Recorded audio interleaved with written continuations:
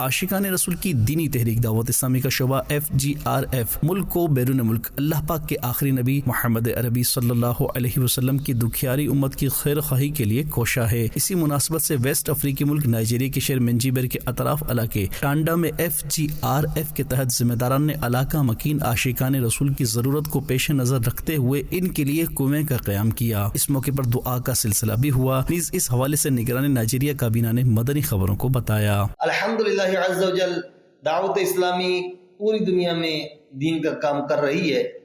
اسی سلسلے میں نائجیریا کے علاقے ٹانڈا میں الحمدللہ عز و جل FGRF کے تحت پانی کے کنویں کا بندوبست کیا گیا۔ کچھ عرصہ پہلے یہاں پر حاضری ہوئی تو لوگ پانی کی شکایت کر رہے تھے کہ پانی یہاں پر نہیں مل رہا، تو الحمدللہ عز و جل دعوت اسلامی کے اسلامی بھائیوں نے کوشش کی اور یہاں پر پانی کا نیا کنواں کھدوایا۔ انشاءاللہ العزیز یہ پانی حاصل کر سکیں گے۔